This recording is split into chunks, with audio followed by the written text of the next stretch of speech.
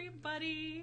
Okay, so you guys, some of you all who know me in real life, you know my husband Ian. Ian, this is everybody. Howdy.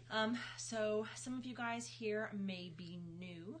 I'm Christina Root. I run OrganizeYour.biz, my website where I teach people about Pinterest affiliate marketing. And so one of the questions that we get asked a lot is, how do we do it all? Which is kind of a misnomer because actually we really don't do it all.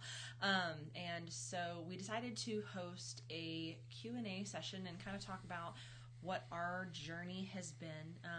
We are transitioning from, my husband currently works a regular 9 to 5, although the hours are crazy and 9 to 5, horrible. 8 to midnight. Yeah, they suck. And so we're currently transitioning him from being in that kind of position, and he just launched his own Etsy store. So we are looking to have all of our income coming in from either businesses that are more like partnerships or just straight our businesses. So we're going to wait to actually get started. So if you're here, leave a comment. Also, make sure that you can hear us. Tell me if you can hear me. Otherwise, me talking to myself, not nearly as much fun if you guys can't hear me. So, and also we're going to be hosting a live Q&A at the end. Obviously, it's live because we're here live. Yeah. But we're going to be hosting a Q&A at the end. So if you guys have questions, it doesn't matter what they are, we'll answer them. Maybe I shouldn't say that. Yeah, you really shouldn't say that. Oh, well, whatever it is, it's out there now. So anyway, if you guys have questions, feel free to ask us. Although we are pretty much an open book. We're not shy. So be forewarned. If you ask, you might get the answer for it. But yeah, so anyway, if you guys can hear us, just go ahead and leave a comment. That way we know that you guys can, in fact, hear us. Indeed. And, it's also fun to hear who you guys are, where you're from, so we know, who's here and all that. So anyway, Ian, you want to tell the ladies and such a little bit about yourself? Hi, I'm husband, Ian. I married Christina, almost 4 years ago. I work and have worked multiple jobs since we've been married. Let's see, Jamie Russell. Hi, Jamie. Hi, and Jamie. Hi, Wendy. Good. Jamie is one of our favorite people. Jamie is actually one of our team members. Jamie says you sound a little far away. Okay, sound a little far away. Maybe we need to move, scoot closer to the mic. There we go. All right, good stuff. So anyway. I guess I'll scoot close to you. I've worked multiple jobs since we've been married. Most of them have had terrible hours and terrible shifts. Currently, I work law enforcement. Prior to that, I managed a machine shop. Prior to that, I managed a cabinet shop. And prior to that, I taught martial arts for a multitude of years. Really, I'm here. I'm the support system behind what is Christina and what is Organize Your Biz. I am the don't be afraid, you can do it, rah, rah, cheer squad. He's also, sometimes I get a little wrapped up in my head. I can be just a little anxious. And so one of the things that we're going to talk about tonight is how, as an entrepreneur, you have to have a support system that works with you. Because especially when you are working from home, I think especially for women, because we women have this dual role of, even if we are working from home, especially for those of us with kids, we still have to do all of the momming, whereas typically men aren't always in both roles. So for us women in particular, it can be a little bit of a challenge, and it requires a unique kind of support system from your spouse. And for some guys, I imagine that could be really challenging, but Ian has really, we've worked out a pretty good system, I think. Yeah. It's taken us some time to kind of figure out how all of it works, but, all right, so I guess we can go ahead and get started. It's been about 5 minutes. All right, so when we first started, kind of what we consider the beginning of our journey into having actual successful businesses, I had a full-time client roster. I had a handful of blogs, none of which really made any money, but I really wanted them to. I had web design clients that I worked for. I worked a lot of hours. and I had a couple other clients, one of whom was a little crazy. We'll talk about that in a minute. And Ian was working at the machine shop that he mentioned before. He was working crazy hours. He was working like 12-hour shifts. Hi, Jennifer. And hi, Jennifer. And it was really bad. Yeah, it was so bad. And we were so broke. One of the really hard times for us, because at that point in time, I was working what would be third shift for everybody else. The shop that I worked in worked 2 12-hour shifts. We ran 8 in the morning to 8 at night, and 8 at night to 8 in the morning. And so from 8 p.m. till 8 a.m., I was gone. And so I'd come home at 8 a.m., and I'd come home and sleep because I was exhausted. And I'd sleep until 6 and turn around and get up at 6, eat dinner, say hi, say bye, and I'd leave for work. And the thing about it was, for my job really never ended because we were a production shop. I'd come home, I'd get home in the morning, I'd take my shower, go to bed, and then when I got up at 6 o'clock, I'd be getting phone calls and text messages with the agenda that I had to complete and my team had to meet for the end of the day. And it got horrible. It got additionally complicated when we got pregnant with my son. Yep. Because then they're on top of us being, at the time, a single-car family and me working these horrendous hours. We're also trying to squeeze in doctor's appointments and all this other stuff that goes along with this, and trying to help Christina manage her business with this insane client roster, because, I mean, she was working 80-plus hours a week, and I was working 80-plus hours a week. Basically, if we were awake, we were working. And the times where we weren't working, we were too exhausted to even like enjoy each other, and it was really terrible. And so I, being pregnant, was finally like, I had like a fit of hormones, and one day I was just like, I'm done. And we had a client who, she was nuts. We will call her Joy. She was crazy, and I really struggled with having boundaries in my business, and really in my personal life too. That was really something that I was not good at. And so I come home from work, and she says, I need to talk to you about something. And I said, okay. I said, what's up? She says, I've been asked by Joy to take over all of her merchandise. I said, oh, okay, no problem. Figuring order online, print on demand, easy stuff. Basically I'm just going to make sure that the orders are filled. And she goes, no. She goes, I have agreed to drive to Tennessee, which was 6 hours away from our house, with a U-Haul, to pack all of this inventory into the U-Haul, to drive it back to our house, to unload it, to then package, ship, and get it out the door. And I was getting paid $200 a month and 10% of the sales. And the sales were almost always less than a couple $1,000s a month. It was horrible.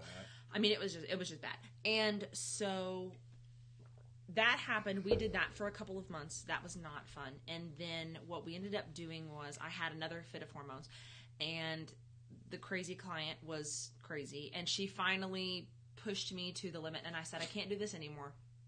This is not fair to me. It's not fair to my family, and I'm not making enough money to justify the many, many, many hours I was spending basically running a business full time, in addition to trying to run my own businesses and manage my other clients. And I was making like maybe $500 a month ish. Possibly. Yeah, and I mean, and so it was horrible. And so I decided that I was going to stop everything, stop working for anyone else. Even the clients that I really loved. Which then meant we had to pack all that merchandise back up and take it back. So much bad. However, ultimately, that really pushed us, because I then had this crazy drive. So I'm nesting, right? And which of course includes cleaning, but I am a extremely business-minded and highly, highly driven person.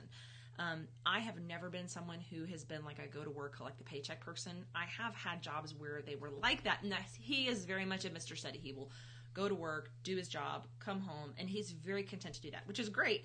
And I'm sorry.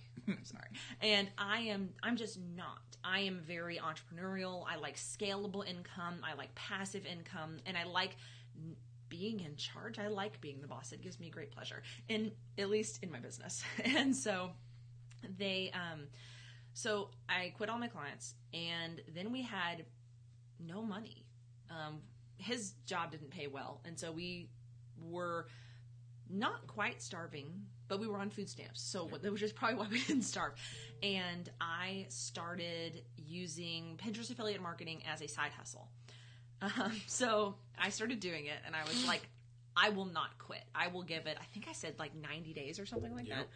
And I hit like a month out. And if you know anything about Pinterest affiliate marketing at all, it takes a long time to build the business. And so, but I hit about a month out, and I was like, forget it. I'm not making any money. It's stupid. Because I had tried all of these other side hustles. I had done mystery shopping, and I had done direct sales, which Still we got some really cute. Oh gosh. And like we had tried so many things, and I did like those grocery rebate apps where like, okay, if you spend $300 at the grocery store, you get $10 back. Yay! And like, it doesn't work. It doesn't work well. You're not going to be making a lot of money at that. And so I kind of figured that Pinterest affiliate marketing was going to be the same thing. And after a month, I was like, screw it. And so I was, we had Logan. Yep. I had started Pinterest affiliate marketing when he was like, we hadn't been out of the hospital much longer. I think it was like a month, maybe if that. And so I was just done. And Ian came home, and I was like, he was like, hey, aren't you going to be pinning from your app? And I was like, no, I'm not going to do that anymore. And he gave me a pep talk. Yeah, we sat down, and I was like, look, you just dropped all of your paying clients. I'm making dirt. My month last week, it was like a switch was turned on. So I was like, look, I'm working 80 hours a week. I'm exhausted. We're barely doing this. This is what you said you're going to do, so you need to stick with it. Because at this point, I was trying to get out of the job I was in, out of the machine shop, into the job I'm in now. Yeah. But the problem was with the job I had, if they found out that I was told this, if they found out that I was looking to go somewhere else, they would find a reason to fire me. Yep. So I had to try and go to all these interviews and things on my weekend to try and get out of the job that I was in. And we were putting extra money towards, things like nice clothes and a suit so that I could go interview for a professional job. Yeah. And, I was like, look, this is what we have to do. We have to be consistent. A little bit more nicely said, woman, get off your ass. I mean, that's basically how it kind of went down. And I got really mad. And the hormones didn't help any either. And I basically was just like, you can go to hell. And postpartum to thing. He told me that I wasn't allowed to be a quitter. And as someone who is highly competitive, it's one of her buttons. Oh yeah, it's definitely a button. He knew though. He knew that if I had a reason to not quit, that I wouldn't. And so definitely that was one of the big things. And so we started making money, and it wasn't much at first. Ian did get a better job. The paychecks were about the same, but he had really good benefits, and we ended up actually kind of in a worse situation a little bit because we ended up in a really crappy apartment that was like half of his paycheck. And so we had the same size paycheck but double the living expenses. We jumped from... We also bought a car on a car loan, which... Yeah, we jumped from a house with 4 bedrooms and 2 bathrooms for around $600 a month. And we jumped from that to a 2-bedroom student apartment. It was horrible. That was a grand total of 900 square feet. And it was $1,250 a month. And so while we were living in that little apartment, my Pinterest affiliate marketing business took off like wildfire. And so I created... I'll never forget when we were like, hey, we can go out to dinner. And like going out to dinner didn't include like ordering off the dollar menu because it was, it was like, oh, we're crazy. So tight, dollar menu, yay! And so I had a product launch, and for the what now is the course Pinning Your Way to Success, it was launched under the name Pin Your Way Out of Debt. Uh-huh. And it made $2,000, which was huge. Which I can't even tell you. Like that changed our lives. And Jamie's saying she should be taking notes how to motivate Christina. That's true. You can always text Ian too. But we had Pin Your Way Out of Debt, and it made $2,000, which changed our lives. Yep. And so then as I started to learn more and I started to get better at my business, it was something that we just kept doing. And I realized that Pin Your Way Out of Debt, I had never made an e-course before, so I wasn't very good at it. And so I completely redid it, and it became the course, Pinning Your Way to Success. And it has done really well for us. Yeah. And that has also changed our lives financially, but it's also helped me begin to... teaching other people how to run their business helped me be better at it as well, because they would ask questions that I was like, oh, I never thought about doing that. And so one of the things that I would definitely encourage new people to do, and this is something that I tried to do from the start, was I knew that I had two little people at home, and we were in this like less than 1,000 square foot apartment. And so most of the time the kids had to be kept quiet throughout the day, because Ian was usually sleeping throughout the day because he was working like second or third shift. He was working weird shifts. And so what I did was, the first big paycheck that I got from Shop Style Collective, which is one of the affiliate programs that I used on Pinterest, I took that it was big. It was $600 was my first really big paycheck. And which helped us pay our rent. I mean, I kind of laugh at it now, but I mean, It was huge. And I remember going, oh, hey, we can pay our rent now and not scrape and be hungry. It's when we finally started to get ahead on things like some of our student debt and car loan and some things like that. Yeah, exactly. You know, and one of the things that isn't really talked about a whole lot is managing that time. And you know, it's a real difficult thing to do, especially when you're trying to build a business and trying to take care of your family. You know, I remember way back, right after Christina and I got married, I was still in school, and you know, we were spending so much time working, and I was, you know, working on papers and working on stuff like that. We really didn't have time for each other, and we spent so much time doing what we needed to do to survive that it was almost like having roommates instead of actually being married. It really was. You know, and with benefits. Yeah, really it's been a major shift in our relationship too, from when we got married back in 2014. Yeah, 14. Back in 2014 to now, we've actually had to learn how to shift out of work mode into being just a family. Couple? Yeah. Because, you know, the thing about it was, like I said, when my life literally revolved around nothing but work, and her life revolved around literally nothing but work. And kids. Yeah, and kids. You know, that's where we were. And, you know, we had some really nasty fights over the amount of time we were spending working. Because, you know, I would come home and I'd have a day off, and I'd be like, I want to spend time with you. And she'd be like, yeah, but I've got to do X, Y, Z. I've got 3 websites to design. Like, here, help with the kid, you know? Like, and, you know, and that's really where things like automating and some of the automation techniques that she's started to utilize and has been utilizing in recent history have really helped, because she's been able to go from these really long weeks and really long days where it's like, hey, look, I just need an hour, or I need 3 hours or whatever, to, hey, we can sit down and we can watch a movie, or hey, do you want to go out for dinner, or hey, let's take the kids to the park, or, you know, and I come home and go, hey, I want to go do this, or hey, can I go down to my shop or whatever, and I need, you know, a couple hours so I can go down and, you know, throw together some cutting boards or some boxes or whatever. And we have the time to be able to delegate for each other, instead of just delegating in survival mode. I guess it was putting all of the energy that we had and all the time we had into survival, instead of actually being able to bond and live as a couple. Well, one of the things and that's true, Mariah Cause, who, if you're interested in becoming a course creator, she is the place to go. She's amazing. One of the things, she did a podcast and she was talking about delegating, and she said, if you're really broke, what you should do is, and this applies to any business, I think, is first start off with systems. So, for example, for Pinterest affiliate marketers, that's why I use Tailwind, because I could do things in large batches, and then I wouldn't have to necessarily work for 3 or 4 days at a time, or then a week at a time, and then a month at a time.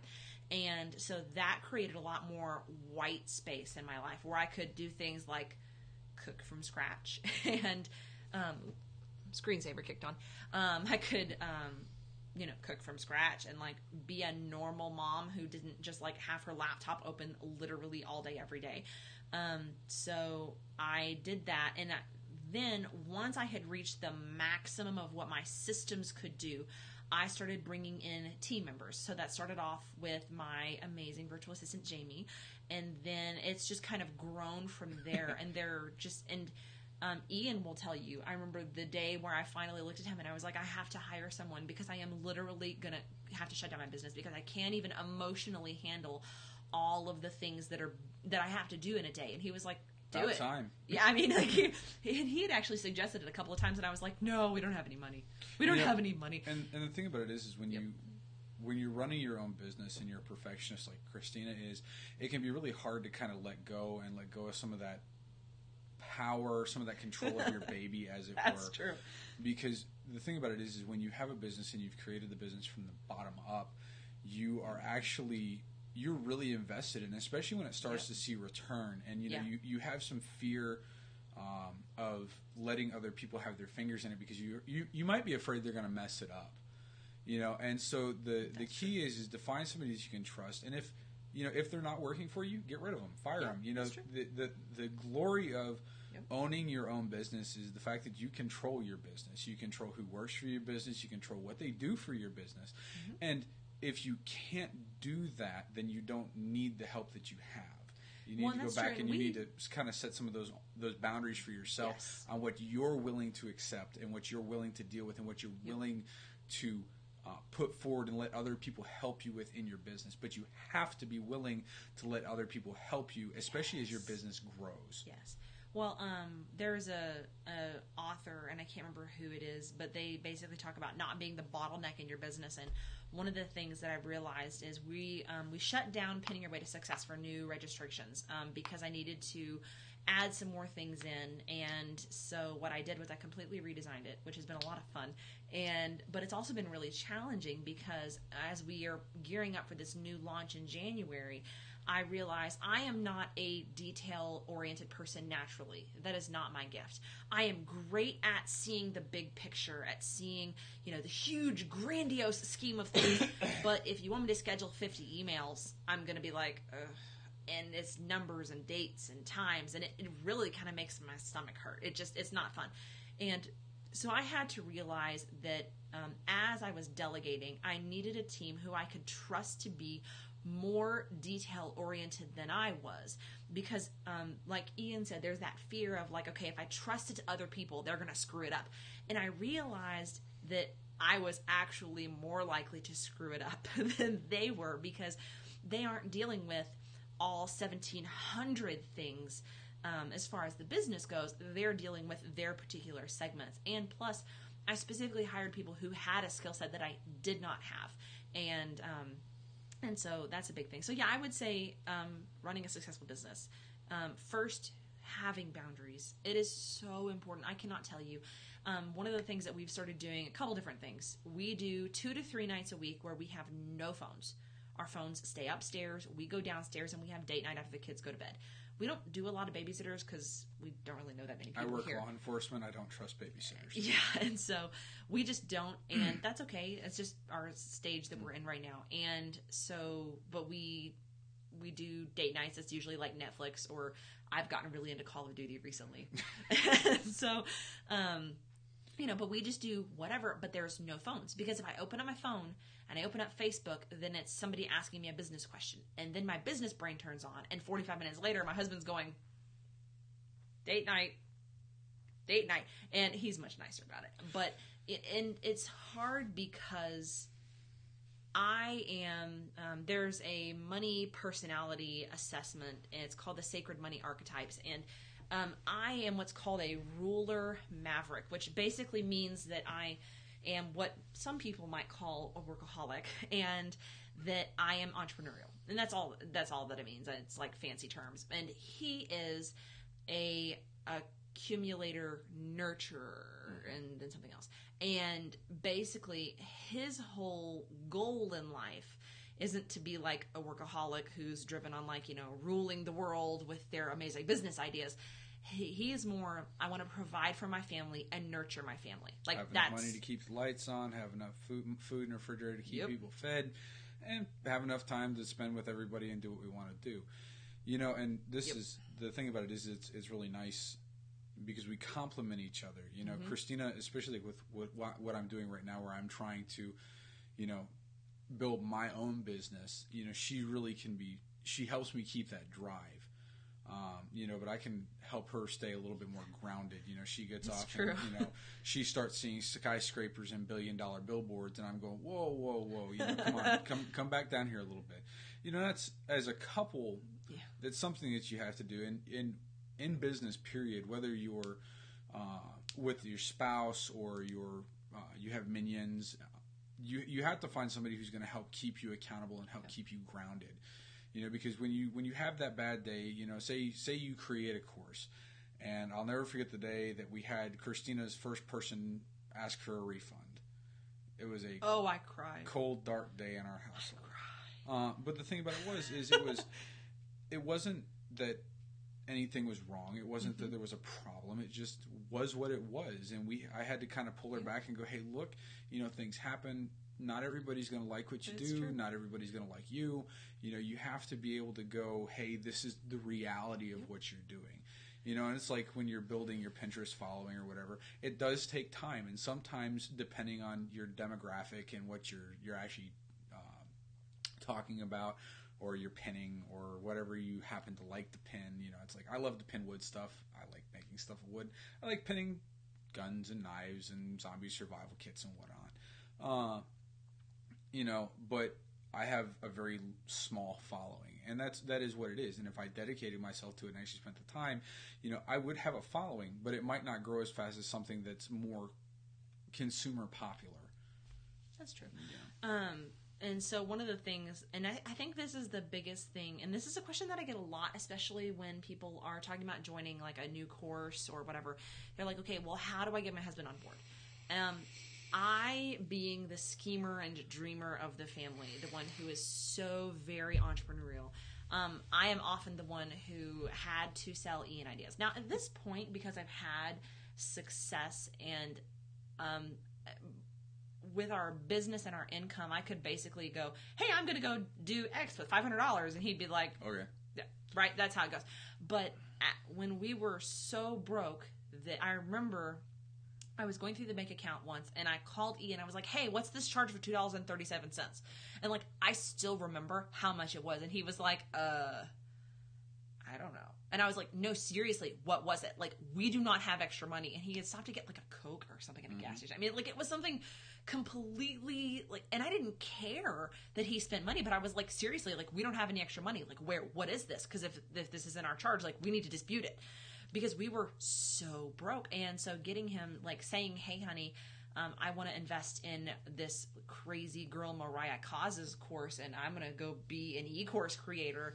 $500 or whatever it was. Oh, yeah, it was a lot of money. But, like, the monthly payment was, like, $69. And I remember I had to borrow the money for the first payment from, well, actually, I worked for my mother and got the money. She paid me, and so it's kind of borrowing, but not exactly. And I was like, okay, as long as I can earn $69 before next month, it'll be fine. And so that was actually the launch, and we made like $2,000 on it. I was like, oh, the angels were singing. But having talked about it initially, one of the things that I really think helped Ian, and you can correct me, was instead of making it, especially when you've had a lot of failures in the past, you've done a lot of things that you've tried, and maybe you quit, which I did, and maybe you have done things that just weren't a good fit for you.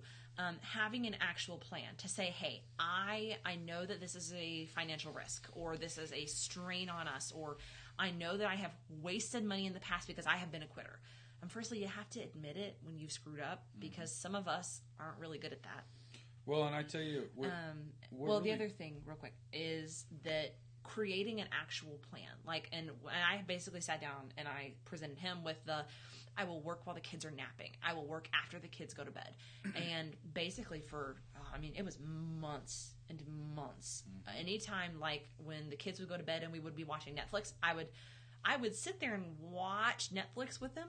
And if he was gone, I would have Netflix on, but I would be working. I would always have my laptop open. I wore that laptop out. And well, the thing that kind of started all of it started Christina working from home. We were living in student housing, and I was going to school full time, and I was working for the college, and we were broke. I mean, I worked for the college, but it was a work study grant. I made $5.65 an hour. I got paid once a month. It covered the lights. It covered the gas. And that's really what it covered. The only reason we survived was because they didn't charge rent. Yeah, because it was part of my scholarship. Scholarship, yeah. And so what happened was, she was going, hey, or we were having the discussion. We needed money because we didn't have money for gas. We didn't have money for gas in the car. Insurance. Insurance and things like that. Yeah. And so, I was like, look, we have to do something. So she went and she found a job. And that job. One of the things you'll find about me is I'm very, very protective of Christina and my kids. So she went and she found this job, and she was working at a liquor store, which was what it was. It paid. It was a job. All right. It was like $10 an hour. It wasn't bad. It was great as far as paying goes. Yeah. So she goes and she works a couple of days, and she's doing what she has to do. Making money. And she comes home and she's in a really bad mood. And I go, okay, what's going on? And she goes, nothing. It's all good. And I go, don't try that line with me. I know you. You know what's going on. So she breaks down, and what it was is the manager had called her a bunch of really nasty stuff. Yep. And that translated to me going, okay, I'm going to go have a conversation with your manager. And I was like, yeah, let's not. And she says, no, don't do that. And I said, look, something's got to give. Either we're going to go have a conversation with this dude. He's going to find out real quick that this is not okay. Yep. Or you need to quit, because we can always find another job, and we have a house or a roof over our head. So she quit. We never went and picked up her last paycheck. Oh, yeah. I didn't even want to go into the building. Of course, the paycheck wasn't that much. But, yeah. But this is when she came to me, and she, presented me with this whole idea of wanting to work from home and, do her own business. I'm like, you know what? You lost your mind. He basically told me, as long as we don't starve, okay, but I think this is maybe a bad idea, and I need to know that if we're starving, that you'll basically go get, a real job. Yep. That conversation wasn't an easy conversation. But me being the, dreamer that I am, it was easy for me. It was so natural because I wanted to have the freedom long term, even if I couldn't right then, to have Autumn home with me. We didn't have Logan at that point because we just gotten married. But it's just really having someone who you understand their personality. And for example, like I do, I motivate him with his business because that's how I am. I am very driven. I am very work all the hours you can. But he also keeps me sane. Like literally, actually tonight, I was working this morning, and then we are preparing to go on a trip out of town tomorrow. And then I was sitting there. I was like, okay, I need to do this and this and this and this. And he was like, woman, you are exhausted. Go sit down, because both of the kids have been getting up at 5:30 in the morning randomly. And I need my sleep. And so he was basically like, it is okay for you to not work. And sometimes I actually legitimately need someone to remind me of that, because I really struggle with taking time that is unproductive and feeling good about it. It's something that I've actually had to really work on and still continue to work on. And so, and all this is basically to say, you have to remember that when you're starting something from the bottom up, it takes time. Yeah. And if you have the resources and you have the ability and you have some of the funds to access programs, or you have the funds to access people who can help you, it'll help expedite the process. You have to have a support system. Yep. You have to have somebody who's going to back you up, who's going to sit there and give you the reality check that you need sometimes, or sit there and pat you on the back and go, hey, look, you know what, this didn't work out this time. Let's tweak it. Let's sit down, and we'll make it work. Yep. And you need people who are in your corner 100%. They're one of the things. Really quick, I'm go ahead and wrap this up, and then we'll get to the Q&A. One of the things that has really been a huge lesson to me as my level of success has changed so drastically, going from being a blogger who made very, very little money to making quite a lot of money.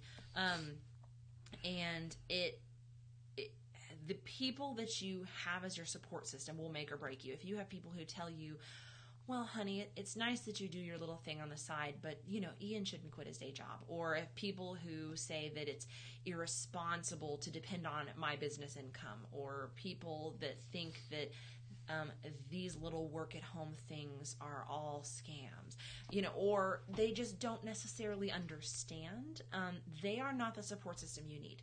They may be very nice people, and I'm not faulting them and saying that they're evil, but they are not the support system you need for your business. And so and it doesn't matter whatever you're a blogger, a Pinterest affiliate marketer, find yourself some Facebook groups, find yourself some in real life groups if you have them where you are. And you need people who are also successful or who are also building their businesses and who are driving towards a huge goal, who you can say things like, I have a goal so big it scares me. Here is what it is. And the people in your group don't go, oh, well, she's a little ambitious, or she's kind of crazy. They go, hey, that's great. And I mean, you are what you eat mentality. Yes. It's one of those things that, exactly. My dad always used to say, you become the person you hang out with. And so if you're hanging around, people who are ambitious and people who are trying and people who work hard, then you're going to be more motivated to be ambitious and to work hard, Yeah. And I mean, for better or worse, Yeah. And sometimes there are some Facebook groups that I have to take a step back from because I'm like, everyone in this group is also very driven like me, and I need Ian's grounding force of, hey, you don't have to work 24/7. So anyway, but yeah, I would say boundaries are the biggest thing. When you're first starting off, you have to put it in place.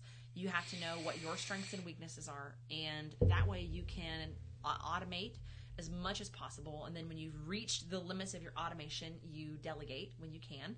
And then you need a really good support system. Those couple of things are really what it takes to have a really successful business. And so, okay, I'm ready to open it up to questions. I told everybody earlier that we would answer anything. So don't ask anything too personal because we might just answer them.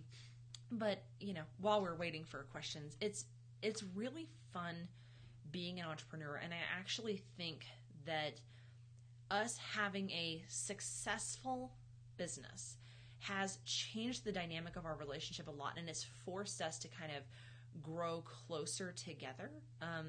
It's funny because one of the things that you learn about yourself when you're an entrepreneur, and Ian can attest to how much I've had to learn this about myself, or you have sabotages. You always have things where you're like, for example, I tend to procrastinate. That's my thing. Or I tend to make these huge, grandiose plans, and that are then totally and unequivocally unrealistic. Yeah, that's true. Unless I delegate, and which I struggle to do. And then I feel better because I made the plan, but then when I go to take action, I feel very stuck, and then I procrastinate. And so that's something that as a business owner, you have to go, okay, I know what my strengths are, but I also have to know where my weaknesses are. So your partner in crime can go, weren't you supposed to be working on that? Weren't you supposed to have already sent that to Jamie? And I'm like, yeah. And I'm like, no, let's just play Call of Duty. And so, don't judge me, you guys. I'm actually pretty decent. She's getting better. And so I can hold my own, mostly. But anyway, so if you guys have any questions, I would definitely love to answer them, all joking aside. Or Ian can. You feel free to direct your questions to Ian. We're both pretty equally blunt people, and so we'll always give you the... I don't know. I might sugarcoat your feelings a little bit more than she does. I've made a profession of it out of the last 10 years. You don't sugarcoat it for me, though. It's because you don't take sugarcoat well. That's true. Yeah, and that's another thing. Splenda or stevia sprinkling. Yeah, not so much. Well, and that's another example of, how we support each other. Ian is more of a give it to me nicely kind of person. especially with his handmade, like, Etsy items. He does not need a critic. I do not want sugarcoating ever. I am my own worst critic. I will. It's true. It's like I was working on a couple of cutting boards this evening, and I started over twice because I was like, nope, not acceptable. Won't take it. Yep. But we, we've had to learn, stupid screensaver, but we've really had to learn how to Are you still live? Communicate with each other. Yeah, we're still live. The bar went away. I was like, oh no. We've had to learn to deal with each other because and this is something that my VA Jamie can attest to. I am very blunt and straight to the point. I have very little filter. I also I just don't have much filter, and I really struggle with that. And so sometimes I have to run something by Ian. And I'm like, is this too blunt? And he's like, you cannot say that in an email to your people. And I'm like, oh, okay. And I have to like put on my nice, not because I'm a mean person, but because I value when people are straightforward, to the point. Don't be passive aggressive. Don't be subtle. Like, there is no subtle here. Like, if you're subtle, I will probably miss it. Whereas if, for example, Ian was making me a cutting board, and he came up with it was a really nice idea, and I hated it. And he looked at me and he's like, what do you think about this? I was like, I think it's fugly. And like, he was like, and I was like, oh, I'm so sorry. But because that's what I thought, he asked my opinion. And so, Jamie says I'm not blunt, I'm spicy. I like that. Jamie, sucking up to the boss won't do you any good. Yes, it will. Do it all the time. But anyway, so yeah, I mean, I think that being an entrepreneur, it's challenging. Spicy. But I like it. I can personally attest. Me. She's not spicy. We are not talking about that here. But anyway, so it is hard work being an entrepreneur. It is even harder when you are a little bit stubborn, like some of us might be. Both of us are firstborn children, so we are both very, very stubborn. And so sometimes that means we butt heads just a little. Christina. When we do fight, it's like Clash of the Titans. Mm-hmm. But most of the time we're pretty fine. So anyway, all right. If nobody has any questions, I think we're gonna call it a night. We're gonna go do what little date night we have left. But I figured this would be because I gotta fun get work tonight. in about an hour. All right, you guys. Well, I will be here for the comments later on if you guys need me. Of course, I need to go to bed somewhat soon. So you guys have a For a non-entrepreneurial husband, what is your best piece of advice? Ooh. Yeah, I'll let you take that one. Freight. Are you talking about like trying to convince them to let you be entrepreneurial, or trying to like have them she be means entrepreneurial? Like husband, like advice for the husbands? I think as a husband who's not really naturally entrepreneurial, it's to sit back and watch. I mean, if you're going to support your entrepreneur, then you have to support them, even in their failures or whatever. Like supporting other boss ladies. That's right. As the husband, you kind of have to sit back and watch. I mean, that's really the best piece of advice I can give. You know, you be supportive, you listen, and sometimes you give reality checks. I mean, you have to treat your spouse's business just like it's another aspect of your marriage. I mean, if you that's a good way to put that. If you look at it and go, this is your work, I want nothing to do with this, then you're going to be completely and totally uninvolved, and you yourself aren't going to have any investment in it. So you're not really going to care if your wife succeeds or not, outside of the fact that she's not bringing home a paycheck. You know, how do you get just to keep talking. I'll take the children question. You know, so my advice is to sit back and watch and be supportive, but also be there to be the reality check. You know, if you've invested, $30,000 into a business and you've been doing it for 6 years and you're not making anything, then as the husband or the spouse, it's your job to come forward and go, hey, I've been watching you do this. We've been doing this for a long time. This isn't working. But at the Um, same time, on the flip side of that, a month is not a reasonable time frame. It's really, I give something new 90 days to start showing potential. And that's with anything, really, because as a serial entrepreneur, I'm always trying new things. And some of them are really, really amazing, and some of them are still failures. And so it's important to keep it in perspective. And every entrepreneur that I know of, I've yet to meet an entrepreneur who hasn't gone, oh yeah, I tried something, and boy was that a mistake, or boy did I hate it, or something like that. And so the other thing that I'll say is, as a spouse, do your research. Yep. Take some time and learn about what it is that your spouse does. Yep. It's just like any other job. Because if you don't know and you don't understand, then you can't be supportive, or you can't be a critic if you need to be. Because you can't have an opinion if you don't have an educated opinion. Other than that, it's just speculation. All right. So Melissa asks, how do you get the children to let you work? As a stay-at-home mom, it's my biggest challenge. Okay, that is also my biggest challenge. Let me just get that out of the way. For those of you all who don't know me personally, Autumn, my oldest, is 5, and Logan is going to turn 2 in February. So I do a lot of different things. So number 1, I work a lot during nap time. Number 2, I do not do well working late at night. By the end of the day, I am finished. I know that not everybody is that way. I don't mind staying up late, but working late, my brain is done by that point. And so what I have learned is that I need to get up earlier than the kids. Now, typically my kids get up around between 7:30 and 8-ish. This week has been a little strange, but so there's that. When I was building my business, when I was first starting out, because we were essentially in financial crisis mode, there were a lot of days where I deliberately made the choice, and this is going to sound bad, but I deliberately made the choice that they were going to watch more TV than I would normally let them watch. That was something that we knew is a short-term sacrifice, but not a long-term parenting method for sure, because we are pretty strict about screen time in our house.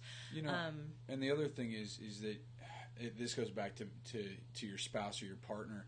Yep. It's like this morning even, Christina's working really hard on getting some last-minute stuff done for her course that's launching in January. And I know that, and I know that she's got a lot going on. And I said, hey, look, I know that you need the time, so I'm going to take the kids, and we're going to go do something, and I'm going to keep them occupied for 4 or 5 hours. I need 2 or 3 hours this evening because I've got some stuff I've got to get finished. Yep. And so during my prime work time, he was downstairs hanging out with the kids and playing with them.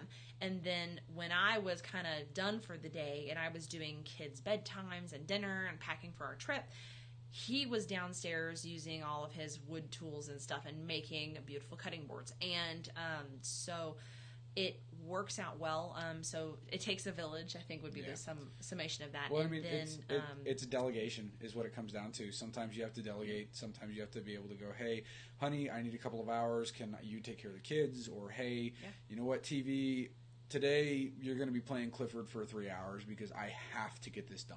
Yeah, and that's something we don't do often. That's not a normal thing. But you know what? We have a thing. It's during launch week, anything goes. During launch weeks, or like right when we're kind of in crunch time for launch mode, we order pizza. We do takeout several times, and kind of anything goes. However, if I was talking to you, and I don't know you, Melissa, so I'm not like trying to make assumptions, but I know a lot of people don't necessarily have husbands who are either willing or they aren't always able to, because if they're working like a lot of jobs, or if you're a single mom. So if you don't have a supportive spouse or partner or whatever, what I would do is, because a lot of times when Ian was working when he first started this job that he's at now, he was willing to help, but often wasn't able to because he was just exhausted. He was taking all the overtime he could. And so doing things like what he does now just wasn't possible. And so if I were doing it essentially solo, one of the things that I do throughout the day is we have instituted quiet time. So when my when Logan took 2 naps a day, which he doesn't anymore, but Autumn would often sit with me next to me at the table. I would be working and she would be coloring. And, sometimes it's just a matter of explaining, and Autumn understands this really well, actually. Autumn understands it better than some of the adults in our lives. And sometimes Mommy has to work so that we can have things like our truck when our car died. Princess Sophia dress. Right. Yeah. And, when we talk about things like, long-term Mommy working means that Daddy can come home and spend more time with us. And so instead of having to leave while we're sleeping to work, he can sleep in the bed with Mommy and he can be at home and he can have breakfast with us in the morning. And that's something that she may not understand, that all the ins and outs of it, but she gets that she loves having Ian home. And, she understands that fun things like being able to go to the mall and actually hey, instead of just playing at the play place, you could actually go to Claire's and get a lip gloss. Or, hey, let's go get new shoes. Or, yeah, right, exactly. That doesn't have to be something that waits until Christmas. Hey, grandparents, hint, hint, get her shoes. So it's something that you have to learn how to. Some of it was letting go of some of the shoulds of motherhood that people tell you, well, you shouldn't let your kids watch too much TV. They'll be neglected. Or, sometimes you have to do what you have to do short term to launch a business or just to kind of get your feet under you. And sometimes, and that's the thing, is people forget everything comes at a cost. Yes. Literally everything. And yep. So sometimes you have to be willing to make some of those really, really short-term sacrifices for what can be a phenomenal long-term benefit. If we hadn't done some of the things and we hadn't delegated some of the time and we hadn't been willing to split up some of our own time with each other to take care of the kids, so the other one could work or whatever, then we wouldn't be in the situation we are today. Yeah, I get it, Melissa. The guilt thing, it's like, it is so real. Right now, it is so hard. I'm working basically 2 jobs. I work 5 days a week, going to my job. I come home. Right now I'm working nights, so I come home, I go to sleep, I get up, I work until 7:30 or whatever, come out, hang out with the kids, go to work, and this is my life right now. But it's short term. It's so that in 6 months I can come home and my business is running and I can be here and we can have breakfast, we can have lunch, we can go out as a family. It's being willing and having the foresight to be able to go, okay, if I spend the time now and I do the things now and I make the sacrifices now, in a year or in 6 months, I'm going to be able to go, you know what? I don't have to do anything today. You know why? Because I'm my own boss, or, I've made such strides, that I don't have to be in this mode of crisis to survive. And then the other thing that I would say really quick is that if you're going to work hard, you have to play hard too. If you are choosing to, for example, let the TV babysit your kid a little bit longer than you normally would, or whatever it is that you're using to help you cope, then that means that for the rest of the evening, while the kids were awake, I would put my phone away and I would be totally present, or I would do something like read a little bit to Autumn, a little bit extra at bedtime. And it just, you have to find, I don't think that true balance really exists, which is maybe a bad thing to say when we're talking about balancing life, but there is only give and take. And the more I have let go of the shoulds in my life, the more I have found that I can be a better mother and a better wife, because I can let go of all these preconceived notions of you should only, and I mean, I don't even have to tell you, it's you should use sunblock, but not anything other than the organic sunblock because it causes cancer. And then and it's just all of these different things that you should or shouldn't do according to who even knows. The more you can let go of those things and do what's best for your family, the better off you're going to be. If you had told me a year ago, hey, would you make all of these sacrifices of your time and your energy, and sometimes even some of the quality time with your kids and with your husband that is exclusive, uninterrupted quality time, would you do that to have a 6-figure business? And I would go, yes. It would be no question in my mind. But it was hard, and it still is hard. It's like today I knew Ian and the kids were having fun. But I also know that at this point in my business, there are students who depend on me delivering things when I say I'm going to deliver them. Not because like I'm some magic, like, oh, I'm so important, but because I have built a system that helps people and that they care about, and it's an asset to them. And ultimately, that should be the goal of any business. I don't care what it is. And so, all right, so I think that it is, I think we're done for the night. I think unless anybody has any other unless questions you guys are good. or I mean, whatnot. it's almost been an hour or so. This has been really fun, you guys. I really, Ian had been talking about wanting to do a live video, and we were talking about it, and I know some of you guys in the group were like, hey, we should meet your husband, and so this is something that we do. We do have a Facebook group if you want to join. You can learn a little bit about Pinterest affiliate marketing, which is how I started my business and started making pretty significant income from home. And that's something that I really, really enjoy. And I mean, it's Pinterest for real. Even my husband and my father-in-law both use Pinterest, so it's good stuff. But yeah, so I will post a link in the comments in just a minute once we are off here. But it was a great time seeing you guys tonight and talking with you guys a little bit and answering your questions. And I hope you got something out of this, and you can show it to like your spouse if they're maybe a little hesitant. Well, and if you have questions, or your spouse has questions, or they want to have a conversation about it, they can always get a hold of me. It's one of those things that, I'm home, I have my phone or, whatever, and I'm happy to answer. We're very open. We live our lives pretty much. I mean, now that I blog, everything is pretty much out there somewhere on the internet. And I accepted this fact about her when I married her. That's true. And so, all right, you guys. But anyway, lines of communication are always open with us if you guys ever have questions, and we are always helping you guys. So you guys have a great night, and we will see you all later. Bye-bye.